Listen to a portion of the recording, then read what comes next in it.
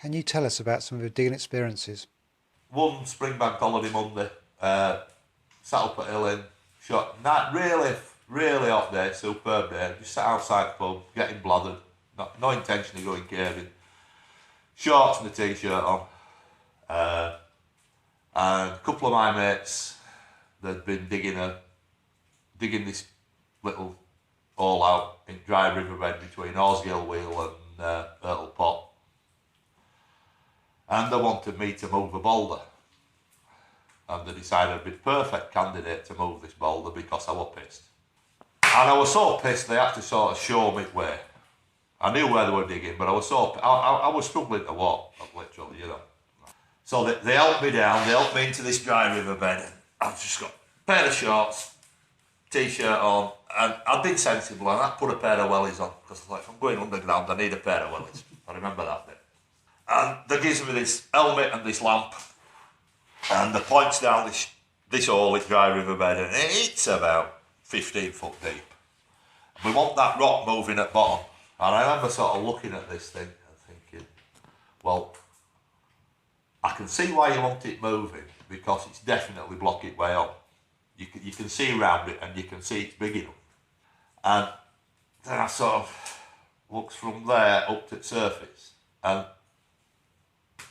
this big slab is holding the world up. It's holding a column of like a horrible, nasty, crap dry stone wall right to riverbed.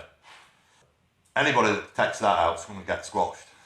And for some reason, I'm obviously pissed, so I dropped that hole, and they threw me a crowbar down, and a lump hammer, and I started twatting this rock, and I got it out. And I remember sitting there thinking, why hasn't that column of rock fallen? Well, it's fine, it's safe. So I ducked under this column of rock and I went to explore. And there'd be about a foot of passage about 2 foot high, nice and comfy, 4 or 5 foot wide, and there's about a foot of water in it.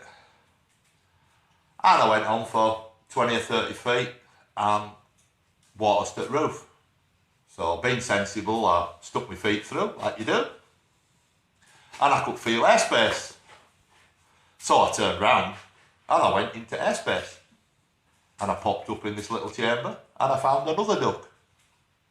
And I went through that, and I eventually, after about half an hour, got into this nice big round chamber, low chamber, maybe 30 foot wide, 30 foot diameter, very low, only about 5 foot high. And I noted there were 3 streams coming into it, and I went out again. And I was shivering like for obviously all fucking blue, and they had to take me back to the pub and buy me some whiskies and warm me up. And then I could tell them exactly, because I was shivering that much, I couldn't even bloody talk properly. And then they got it out of me what I'd found, and they decided. Oh, and I'd also told them that these 3 points of entry were sumped, and they thought it'd be a damn good idea to go dive these. Yeah. So the week after, they went down on the Friday night to investigate these 3 sumps. They estimate that when they got under this slab that I'd pulled out, they estimate they went for about 200 feet without finding an airspace. Because they went down, they couldn't find this airspace I'd found, so they put the diving gear on and they went for about, they got into this chamber, but they went for about, they estimate about 200 foot. And they didn't find the fucking airspace the whole way. And the thing, what it was, I was sort of finding little air pockets at the sides of this passage. So I don't know what he's fucking diving at. And that would have been a pair of shorts and a t-shirt.